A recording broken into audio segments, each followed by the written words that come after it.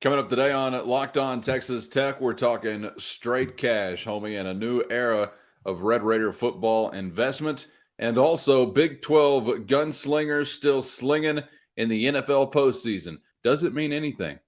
We'll investigate the significance next on Locked On Texas Tech. You are Locked On Texas Tech, your daily podcast on the Texas Tech Red Raiders, part of the Locked On Podcast Network, your team every day. We're going to start this thing off right.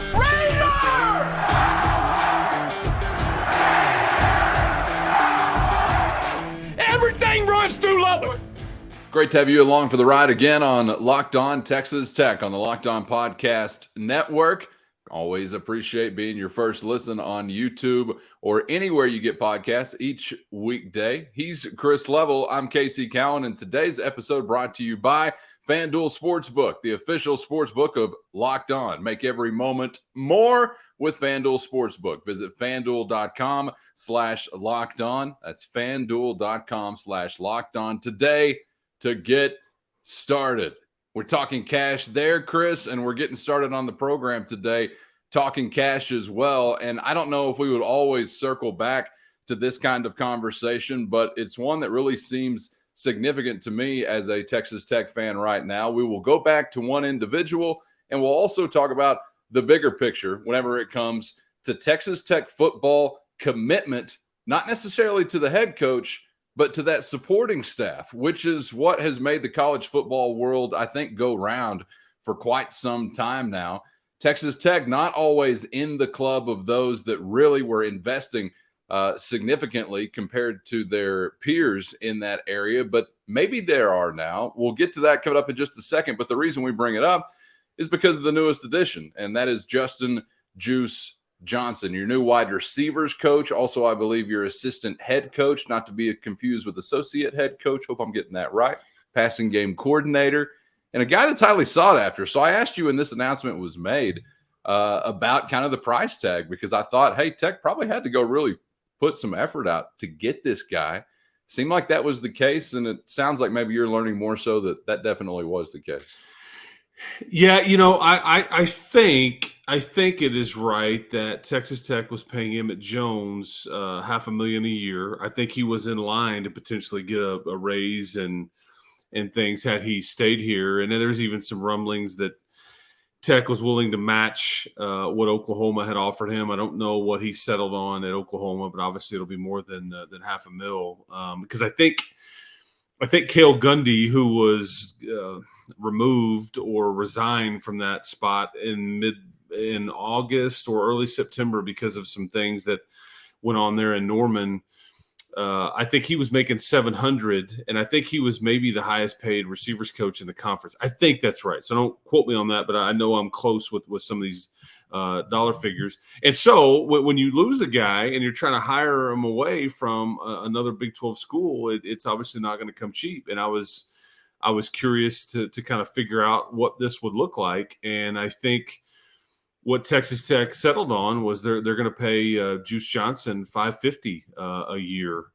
And so it's more than what Emmett was making. I don't know if it's more than what Emmett will be making in Oklahoma, as we just kind of talked about.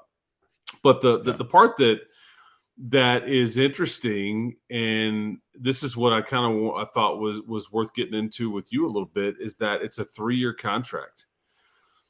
And I think that is certainly a change in not just the industry, but very much so at Texas Tech. And I think Texas Tech is adapting very quickly and adapting to the landscape that is college football, coaching and the way that it works because of how much money is being poured into it, and that longer term agreements are almost necessary to hold on to your staff, and you got to make it sting for somebody if they want to come hire one of your people. And so so I don't know if you have a question there or a thought about kind of that part, but I guess I always wondered, as we touched on kind of the terms and something being different now than it was previously, was that an industry-wide kind of thing? Is it a Texas Tech thing?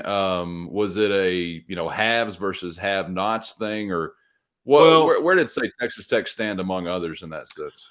I think, when I first started doing this, I mean, Texas, and most schools operated in this manner, in that most assistant coaches were on 1-year contracts. That's just kind of was pretty standard. And then you had blue blood types kind of introduce multi-year agreements to coordinators, okay, and then bigger contracts to coordinators as far as the dollar figures go.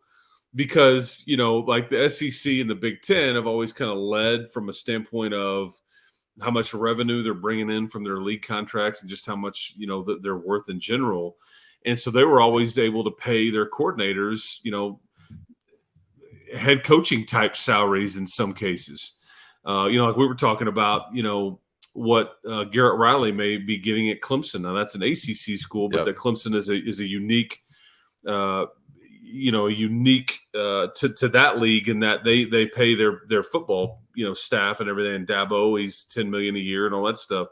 It's going to look like a head coaching salary compared to a lot of Group of 5 head coaches. Okay, so but that was something that it was pretty standard years ago, and as time has gone on, some of the Power 5 leagues have really started to introduce. Okay, it's a given that your coordinators are very well paid and that are under multi-year agreements, but now it's spilling over into assistant coaches or passing game coordinators, or whatever you want to phrase it. And I think Right. most of Tech's staff is actually on 3-year contracts right now, based on what Coach Johnson has just agreed to. I think most of Joey has got his entire staff on. I can't say that it's like that across the board. I believe that is the case, but it's kind of the name of the game. I think too, it's probably something Joey fought for, wants to keep his guys, secure, and it makes it tougher for them to kind of not tougher for them to leave, but tougher for somebody to come in and take them away, because there's buyout involved. And to some SEC and Big Ten schools, that buyout money is nothing. They'll just write the check and be done with it. They really want somebody, but it does protect you, and it eases the mind of an assistant coach and his family, because there's some job security here. Now, hey, if you let me go, because it works both ways too for the coach. If you want to get rid of me, or you want to move on from me and do something else at this particular spot, then you've got to buy me out of my contract. So that buyout works both ways, but it is a new way that the Red Raiders are certainly doing business, and you've had to adapt. But I think they've added a lot of money to the assistant coaches pool, and then I think the multi-year agreements are certainly something that that Texas Tech was later to the party on, like a lot of Power 5 schools that weren't quote unquote blue bloods. But I think they've adapted there, and I think it's good business in most cases. But I just think, again, it can work both ways. Let me ask this question about Joey McGuire, because I'm glad you brought up his involvement. I'm curious about a head coach's ability to impact, actual terms of a contract. Maybe not so much financially, but maybe so. I don't know. But I get more so interested in like a head coach, I don't know, telling the AD or the regents or the president, whoever he's talking to, I really want these guys to have 3-year agreements. Or there was some scenario, I guess, also out of my mind, where maybe the head coach is like telling his superiors, all right, well, this is the guy I want. And then it's like, now y'all get together and figure out what you're going to pay him and how you agree to these terms. Like, how much influence can a head coach really exert when it comes down to the specifics? And could you give me a little behind the curtain peek from Leach to Tuberville to Kingsbury to Wells to McGuire? Were there some coaches that were more or less like, y'all deal with that, or I want to be really involved? I know there's a lot to unpack there. Well, yeah, I think most head coaches get involved, and there's certain people that they want, and I think it's up to the administration. And so when you're new, you have a lot of leeway there. Like a lot of you can kind of get what you want within reason, because the administration, they want you to be in a position where you have what you need around you to succeed. They're trying to show you operate in good faith. And again, the new coach has a lot of leverage. Baby, I want you to have that new dishwasher. You need it. You need it. Yeah, that's right. Little later on, hey, how about just some hot water and a sponge? Can you not make do with that? We're 3-6 or what? Exactly. Yes. I get what you're saying. Yeah. Yeah. And so at some level, and again, some new coaches may come in with pie in the sky thoughts. Hey, I want this guy. I want to pay our staff this, or let's get this coordinator and let's break the bank and all that. And, it's up to the administration or Kirby, whoever's, kind of handling all that to say, hey, that's just not in the cards here. Sorry, figure out a plan B or something. But yeah, most head coaches are directly involved there, and much more so now than it used to be. You have to be more nimble in ability to make decisions quickly because of how much quicker these hires and negotiations are happening. Because use pre-portal and the years before that, some of this stuff would take more time. It would play out slower. It would play out after the signing day in February, and everything was on pause and all these things. Now, because of the portal and because of two different signing dates, everything happens really quickly. And you extend an offer and an offer is accepted like a day later, like we saw in this case here. There's no reason to wait. So, the class is put to bed, and signed, and we got to get you here because we need you working on these portal targets, whatever. It just seems like business is conducted a lot quicker. So you have to be much more nimble as an athletic department and able to operate and make decisions much faster. And with that, your head coach and your athletic director have to have some say-so and some stroke and being able to maneuver quickly because of how quickly it goes. And your offers, counter offers, well, this school's wanting to talk to me again. You see what I'm saying? I mean, you just have to be able to have some say-so and be able to do it quickly, because otherwise you'll lose out.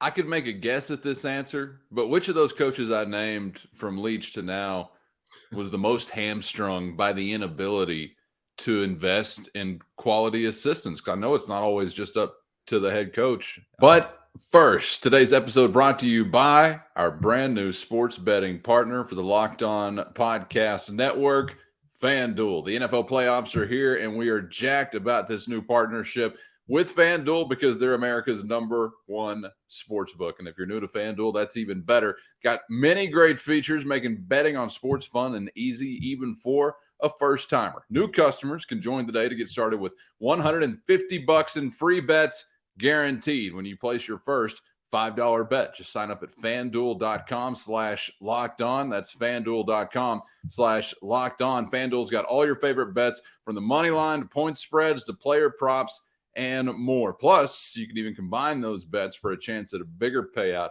with a same game parlay, baby. All on an app that's safe, secure, easy to use. Football fans or otherwise, don't miss out. Place your first $5 bet to get $150 in free bets, win or lose, right now at FanDuel.com/lockedon. That's FanDuel.com/lockedon. And make every moment more with FanDuel, the official sportsbook partner of the NFL.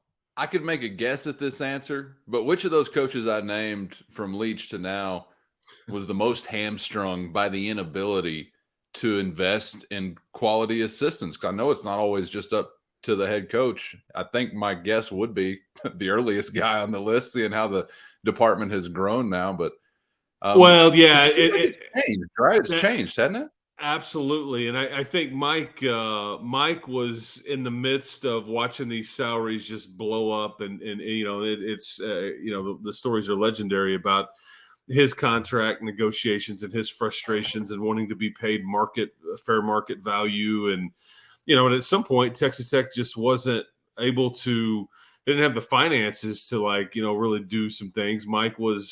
He played a part in some of the back and forth and then kind of, have, meeting with Miami and all these different things. But, there was a period of time where there was, I think both sides were frustrated with each other and all that back in the, 06, 07, 08-ish, kind of range. Sure. That was kind of before, because who really started the bloated staff, if you will, was Nick Saban when he got to Alabama. And that was when the analyst was introduced, or the extra video coordinator, or whatever title you want to get into. And so that's what, that's why you see these staffs in college football. There's a million different people within the staff that aren't actually assistant coaches, whether they're ex-head coaches, whether they are extra GAs, whatever. It was just more hands being able to help, keeping things slipping through the cracks, or looking ahead to, scouting, or helping with recruiting, whatever. And I think, though, that Tuberville kind of tried to bring some of that, I think, when he first got to Texas Tech from an SEC standpoint. And I know Cliff was kind of hamstrung in that, I want this, I want to beef up this recruiting staff.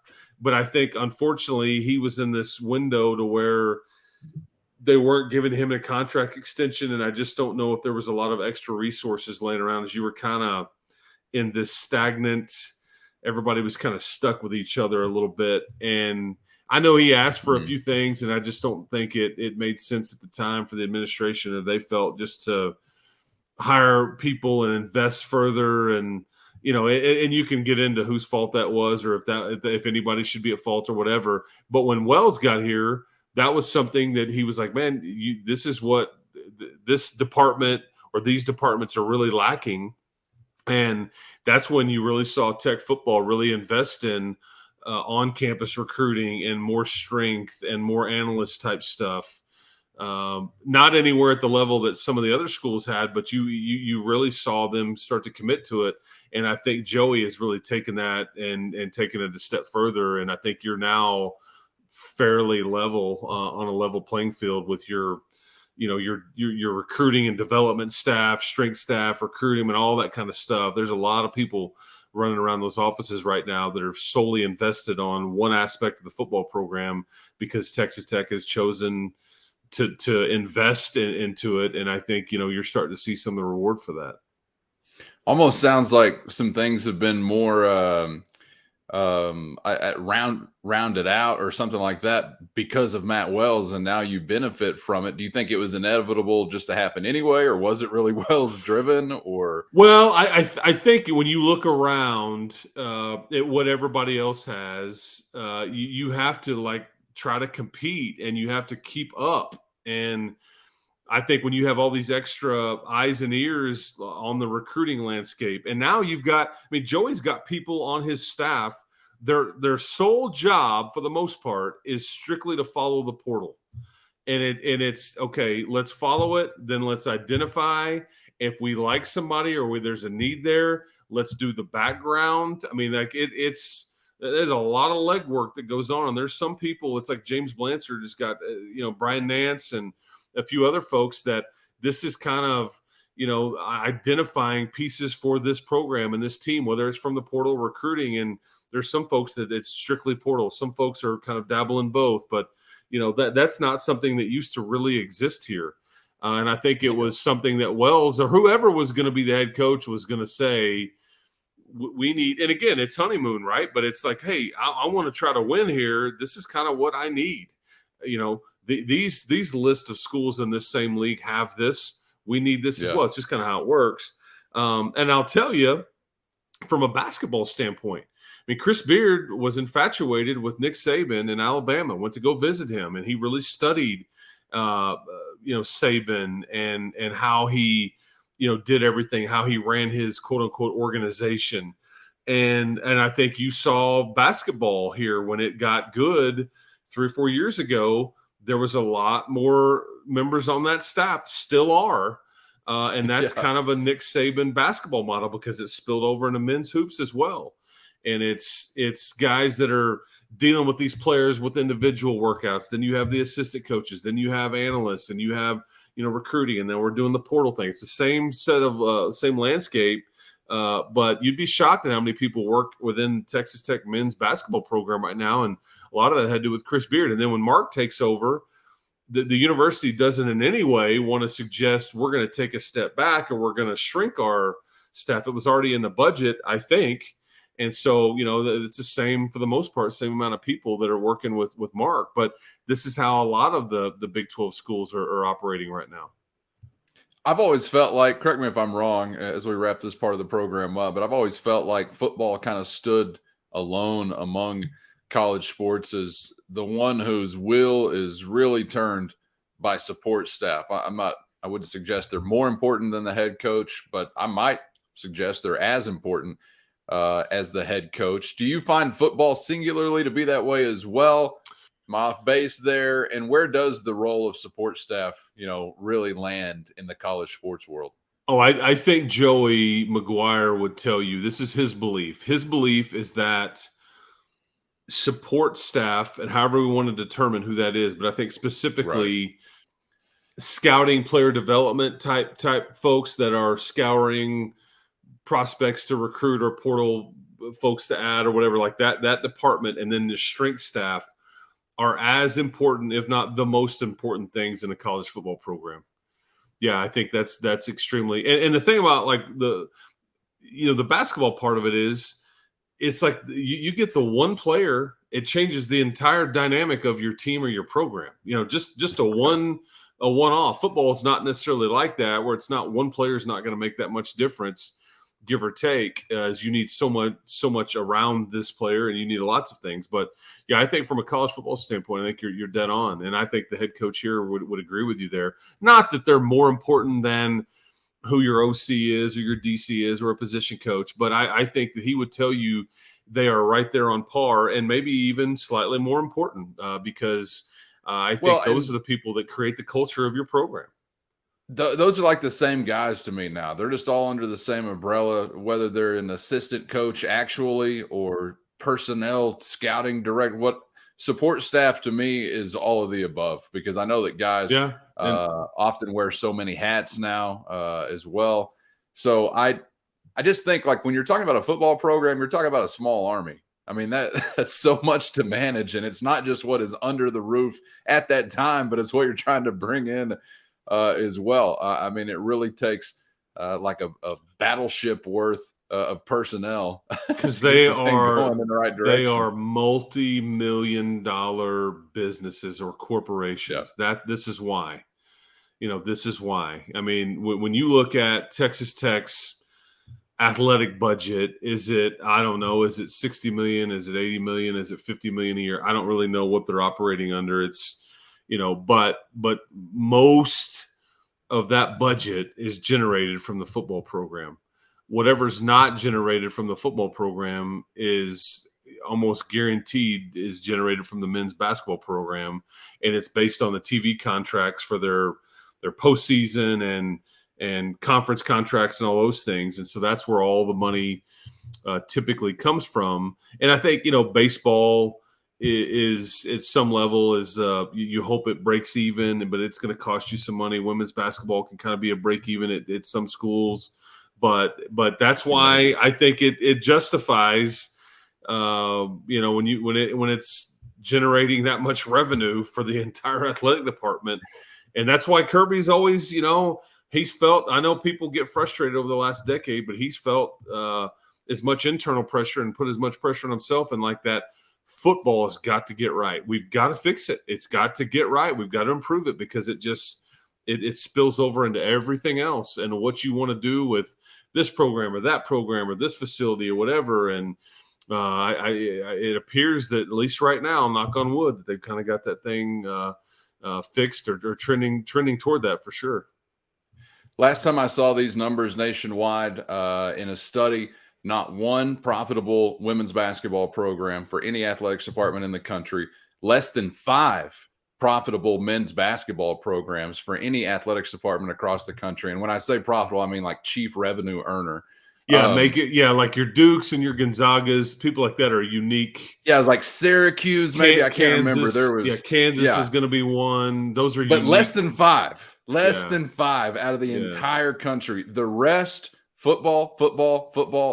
It's been called the front door to your university. And I think when you look at those dollar figures, you have to understand why that's the reality, and why we'll be really excited if you get that bad boy headed in the right direction. Some really interesting financial perspectives there on new additions and maybe a new sort of era for Texas Tech whenever it comes to its ability to invest in that all-important supporting infrastructure. We're sticking with the pigskin coming up ahead because the Big 12 is showing out in the National Football League. Big 12 arms still alive in the postseason. What does it mean? And why did Chris and I's team have to turn to a freaking Mississippi State Bulldog to be our arm? Good grief. You should have drafted a Big 12 quarterback. We were all saying that back then, I think. We'll get to some of that coming up next. To wrap it up here on Locked On Texas Tech.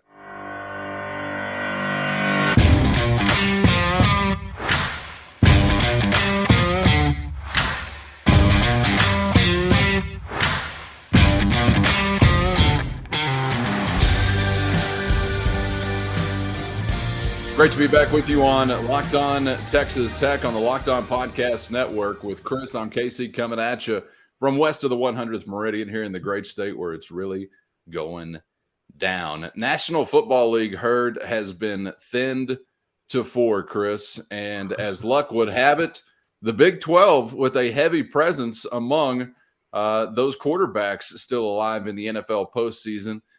Our guy, an SEC guy, Chris and I are Cowboys fans, no longer participating in the postseason. But yeah, you've got among, let's see here, it's Purdy and Brock Purdy and a couple other guys. I can't remember the other guys, but Brock Purdy, definitely a memorable Big 12 quarterback that you've still got alive in the NFL postseason. Purdy, Hurts, and Mahomes representing the league.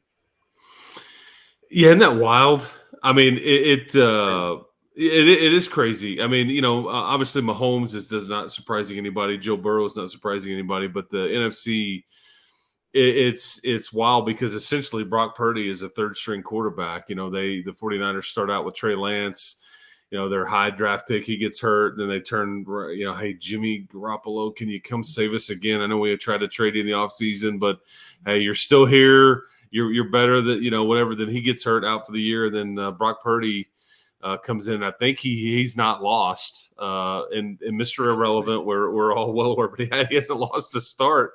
And again, he's surrounded with phenomenal skill on offense, and they've got a phenomenal defense, maybe the best in the NFL. Defense. Yeah, but he's just it's crazy because a year ago, Jonathan Garibay was walking it off against Brock Purdy and the Cyclones. I mean, it's just wild. And now he's playing for an NFC Championship. I mean, it just life comes at you fast, man.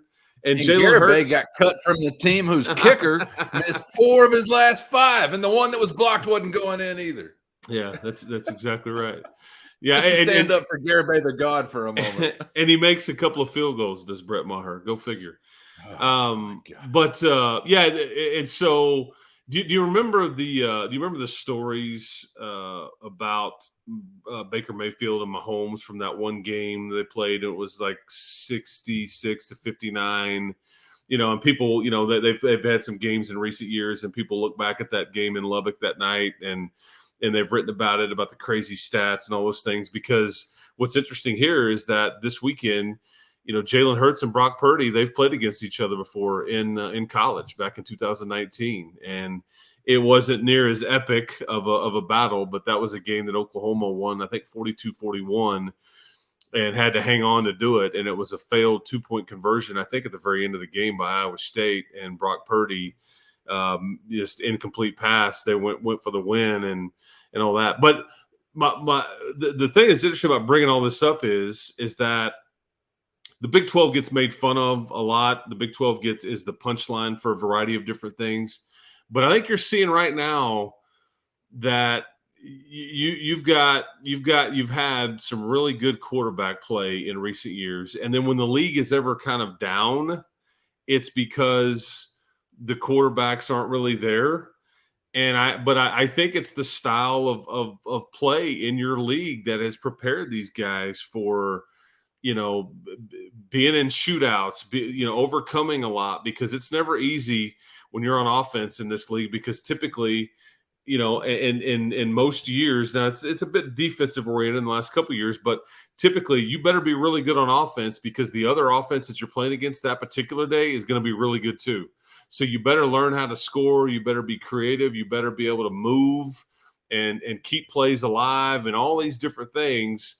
And I think it's pretty interesting that the Big 12 can say three of the four guys left came from our league. And yeah, we can get into semantics about Jalen Hurts started at Alabama, but he did finish up at Oklahoma and played really well for the Sooners. But because, and Pat would find him, I mean, I guarantee you that for all the negative that he had at Tech and they didn't win enough, it's just having to get in that shootout mentality and trying to score every time you have the ball.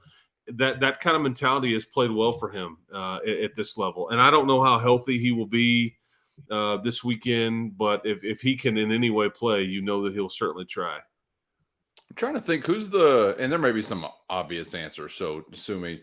I apologize if I miss it. But, who's the best SEC quarterback going right now professionally? Well, it's Joe Burrow.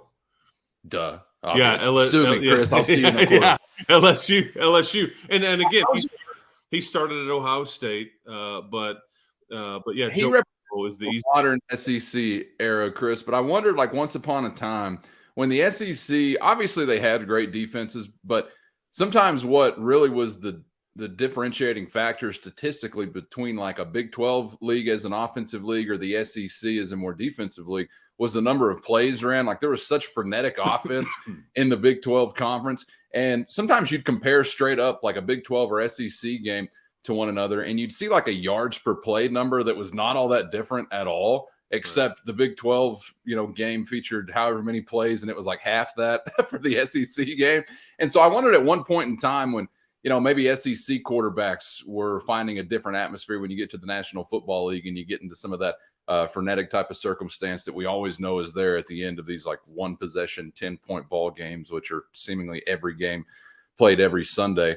But there is some advantage, I think, to quarterbacks having experienced those things previously. As far as 3 of the 4 Big 12, I don't honestly think it means anything really as far as the league is concerned. But once upon a time, it is worth noting, you had extreme trouble breaking through with a Big 12 quarterback that was then sustainably successful in the National Football League. You even had Heisman Trophy winners and just all kinds of guys that would rip it up in college and just could not shake out. And that was back when, the Big 12 was, at least as I remember it, a really quarterback-driven league. I mean, from some of those years even, you think about some of the Oklahoma QBs or Texas QBs who may have hung around, I guess, on a roster. They may have been Chase Daniel, more power to you, making money.